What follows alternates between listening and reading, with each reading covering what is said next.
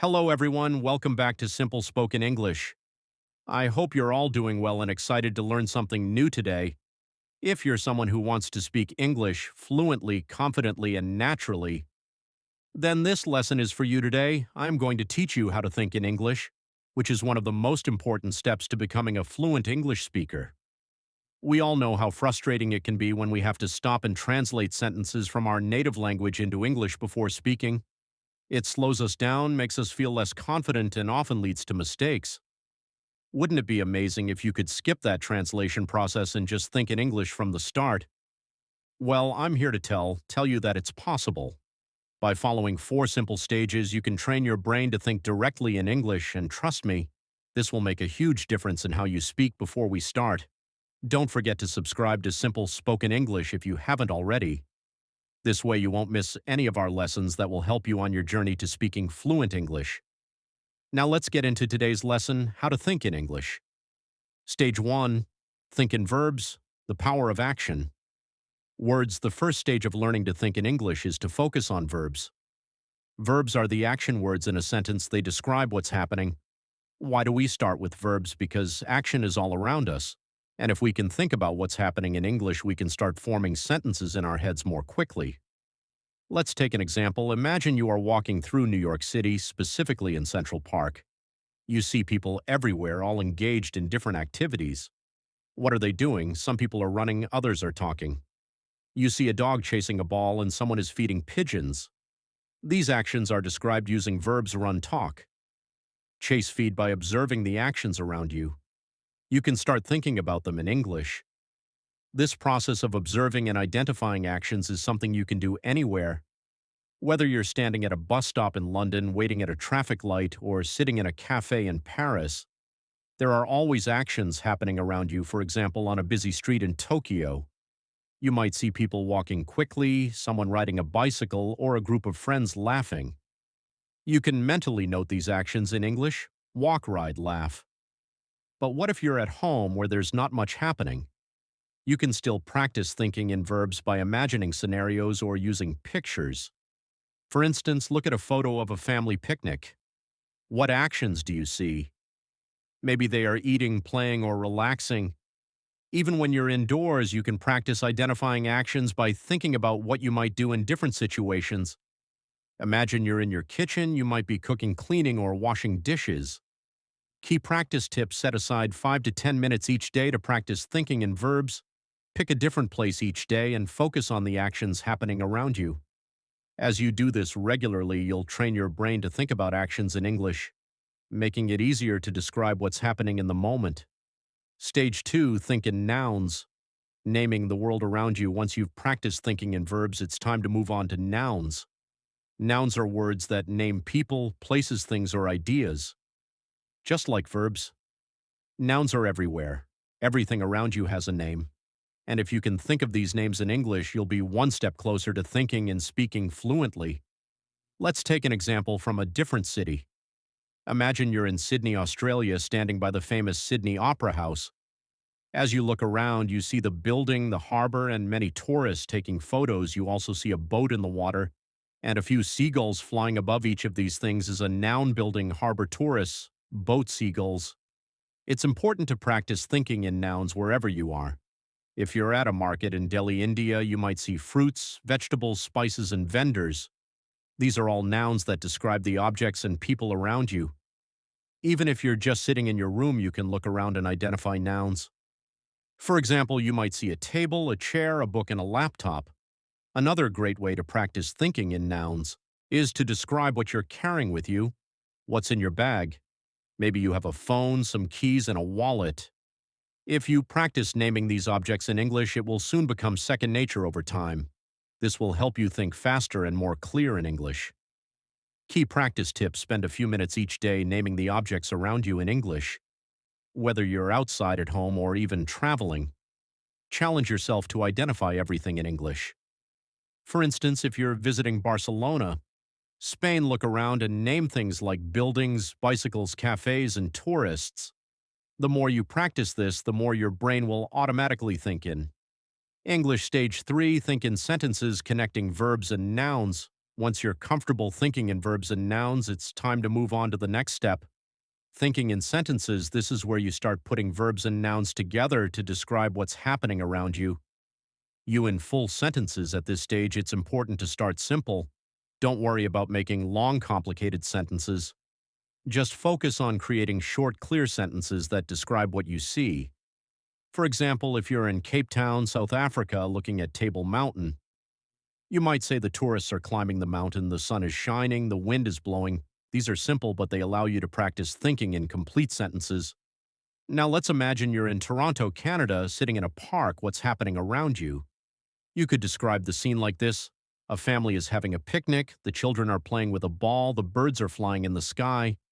These sentences are short, but they effectively describe what's happening around you. As you become more comfortable, you can start making your sentences longer. For example, if you're in Berlin, Germany, walking near the Brandenburg Gate, you might say a group of tourists is taking pictures of the monument. Some of them are listening to their tour guide, while others are checking their maps. This sentence combines multiple verbs and nouns, giving a fuller description of the scene. The goal here is to get used to thinking in sentences instead of just words. This will help you when you're speaking, as you won't have to stop and think about each individual word. Your brain will automatically form sentences in English. Key practice tip. Every day, take 10-15 minutes to describe your surroundings in sentences. Whether you're at home, in the office, or walking through a new city, try to form complete sentences in your head that describe what's happening. If you're in a cafe in Rome, Italy, you might say the waiter is serving coffee, two friends are chatting at the next table, a couple is reading a menu. This practice will make thinking in English much more natural. Stage 4. Think in paragraphs, bringing it all together. The final stage is to move from thinking in sentences to thinking in paragraphs.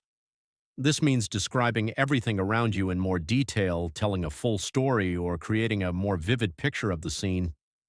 Imagine you're visiting the Great Wall of China. Here's how you might describe it in a paragraph. I'm standing on the Great Wall, and the view is incredible. The mountains stretch out as far as I can see, and the wall winds its way across the landscape. There are tourists all around me taking pictures and walking along the wall. I can hear people speaking in different languages, and there's a cool breeze blowing through the air. The steps are steep, and the stone is worn from centuries of use. In this paragraph, you've combined everything: verbs, walking, speaking, nouns, tourists, mountains, wall, and sentences to create a full description of the scene. By practicing this, you'll start thinking in English more naturally, as you won't just be performing short sentences. You'll be able to describe things in full detail. Let's take another example. Imagine you're walking through a bustling market in Istanbul, Turkey. You might describe the scene like this. The market is filled with people, all busy shopping and bargaining with the vendors. I can smell the spices in the air, and the bright colors of the rugs and textiles catch my eye. A man is selling tea from a cart, and groups of tourists are taking photos. The sound of people talking and laughing fills the air, and the atmosphere is lively and energetic. When you practice thinking in paragraphs like this, you are training your brain to describe events and scenes in full detail without stopping to translate from your native language. This stage is essential because it helps you not only think in English but also express your thoughts in a more coherent and fluent way. By focusing on forming paragraphs, you can talk more naturally and at length, which is key when you're aiming for fluency. Let's take one more example to practice. Imagine you're sitting in a cozy cafe in Amsterdam, Netherlands. Here's how you might describe the scene in a paragraph. I'm sitting at a small table by the window, sipping my coffee. The cafe is warm and inviting, with soft music playing in the background. Outside, I can see people riding their bicycles along the canal. The sky is cloudy, and it looks like it might rain soon. Inside, a few people are reading books, and a couple is chatting quietly over their breakfast. The smell of freshly baked bread fills the air, and the atmosphere is calm and peaceful. In this paragraph, you've combined all the elements, verbs, nouns, and sentences to create a vivid picture of the scene. This is the final stage of thinking in English, where you can describe situations in detail just as you would in your native language. Take a few minutes to describe your day in a paragraph. Start from the moment you woke up and think about everything that happened. What did you do? Where did you go? Who did you meet? Try to describe it all in English, for example. Today was a busy day. I woke up early and went for a walk in the park. The weather was nice, and I saw a lot of people exercising. After that, I had breakfast at a small cafe. I ordered a cappuccino and a croissant. Later, I went to work and had a meeting with my team. We discussed our new project, and everyone had great ideas in the evening. I met a friend for dinner at a restaurant. We had a great time catching up and talking about our week. This type of daily practice will not only help you think in English, but also improve your ability to recall and describe events in detail, putting it all together, achieving fluency through practice. By now, you should have a clear understanding of the 4 stages of thinking in English. Think in verbs, focus on action words, and describe what is happening around you. Think in nouns, name the people, places, and things you see in your surroundings. Think in sentences, combine verbs and nouns to form short, simple sentences. Think in paragraphs. Bring everything together to create detailed descriptions of scenes and events. Each of these stages builds on the previous one, helping you develop the ability to think directly in English without the need for translation. It's important to practice each stage regularly, as this will train your brain to process information in English more naturally. Why thinking in English is essential for fluency. Now that you understand the stages, let's talk about why this method works. When you first start learning English, you likely translate from your native language. This is natural, but it creates a delay in your speaking.